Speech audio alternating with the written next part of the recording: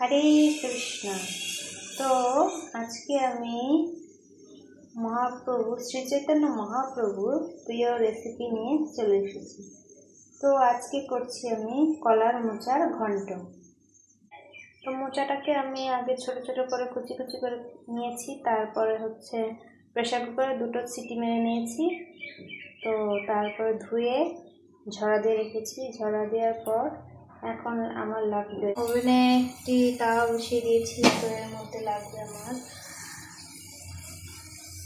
তেজপাতা, দুটো তেজপাতা দিচ্ছি, আর লাগবে জিরা।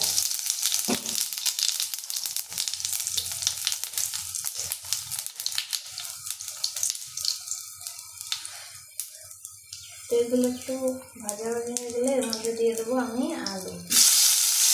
আলুটা নাড়ে থেকে নুন হলুদ মাখিয়ে রেখেছিলাম। তো এটাকে আমি একটু দিয়ে দেবো।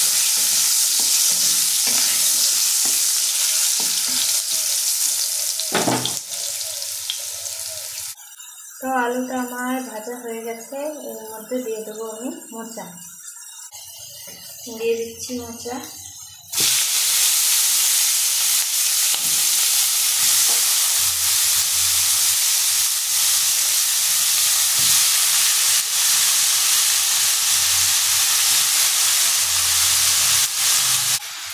মোচাটা আমার দেওয়া হয়ে গেছে। এর মধ্যে দিয়ে দেবো দুটো কাঁচা চেরা লঙ্কা দিয়ে দিচ্ছি। এখন এটাকে ভালো করে নাড়িয়ে একটু ঢেকে বসিয়ে রাখি 5 মিনিটের মতো। 5 মিনিট পর ফিরে আসলাম। ফিরে এসে এর মধ্যে দিয়ে দেবো পরিমাণ মতো নুন, আর দিয়ে দেবো হলুদ গুঁড়ো, দিয়ে দিচ্ছি হলুদ গুঁড়ো। এখন এটার মধ্যে একটু জল দিয়ে এটাকে 5 মিনিটের মতো আবার সিদ্ধ করে নেব। তো মোচাটা আমার 5 মিনিট সিদ্ধ হতে থাক। তো এর মধ্যে আমি নিয়েছি গোবিন্দভোগের চাল। তো এটা আমি একটু ভিজিয়ে রেখেছিলাম। তো ভেজানোর পর এখানে নিয়েছি আমি জিরা। জিরাটাকে হালকা তাওয়ায়, শুকনো তাওয়ায় আমি একটু ভেজে নিয়েছি। ভেজে এখন জিরা আর এই গোবিন্দভোগ চালটাকে আমি একসঙ্গে বেটে নেব। তো এইভাবে আমি নিয়ে নিয়েছি। তো এটাকে আমি বেটে নেব। তো দেখুন সে চাল আর জিরাটাকে আমি এভাবে বেটে নিয়েছি। এর মধ্যে দিয়ে দেবো আমি গরম মশলার গুঁড়ো। এর মধ্যে আমি 1 চামচ গরম মশলার গুঁড়া দিয়ে দিচ্ছি, আর দিয়ে দেবো একটুখানি চিনি।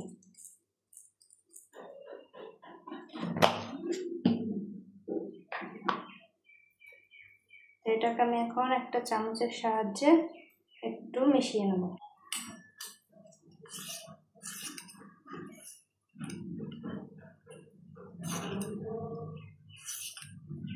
তো এটাকে আমি মিশিয়ে নিয়েছি। আর যে মোচাটাকে আমি 5 মিনিটের জন্য বসিয়েছিলাম সেটাকে একটু দেখে নেব। মোচাটাও আমার সিদ্ধ হয়ে গেছে ভালোভাবে। এটাকে একটু ভালো করে নাড়িয়ে একটু ভাজা ভাজা করে নিতে হবে।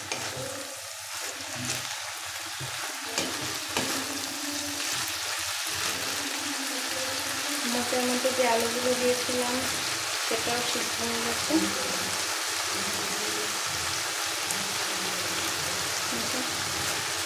ভালোভাবে সিদ্ধ হয়ে গেছে। মোচাটাকে আমি একটু ভেজে নেব।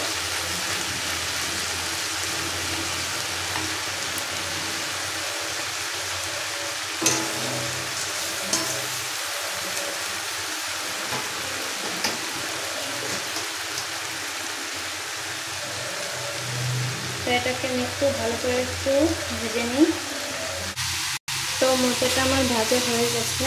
এর মধ্যে আমি যে চালটা জিরা, ভাজা জিরা বেটে রেখেছিলাম, ওর মধ্যে দিয়েছিলাম গরম মশলার গুঁড়া আর চিনি। তো এটাকে আমি এর মধ্যে দিয়ে দেবো।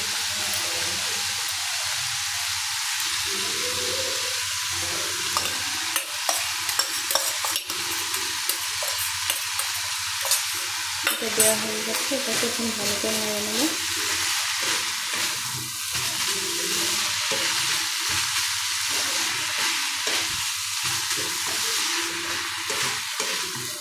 এটা করতে মোচার ঘন্টটা করতে বেশি কিছু লাগে না, বাস ঘরোয়া উপাদানেই, ঘরোয়া যা আছে এগুলোতেই হয়ে যায়। আর মহাপ্রভুর তো প্রিয় কলার মোচা ঘন্ট।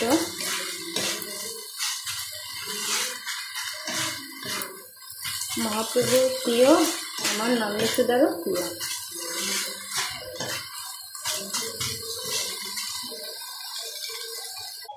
তো এটা দেখো খুব সুন্দর সেন্ট ছেড়ে দিয়েছে। এর মধ্যে দিয়ে দেবো আমি ঘি, ব্যাস একটুখানি ঘি দিয়ে দেবো।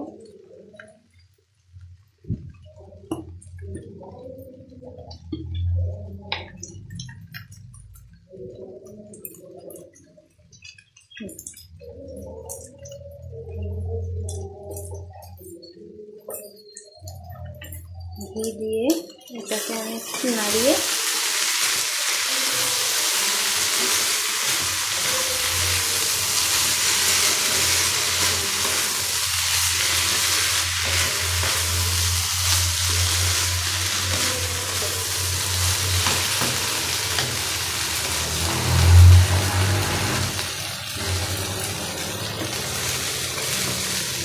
দেখুন এরকম হয়ে গেছে আমার ঘন্টটা, মোচার ঘন্ট। তো এখন আমি 2 মিনিটের জন্য একটু ঢাকা দিয়ে রাখবো।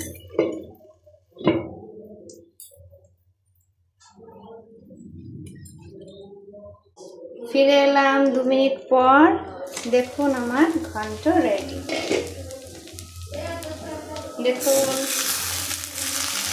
একদম রেডি মহাপ্রভুর প্রিয় রেসিপি কলার মোচার ঘন্ট।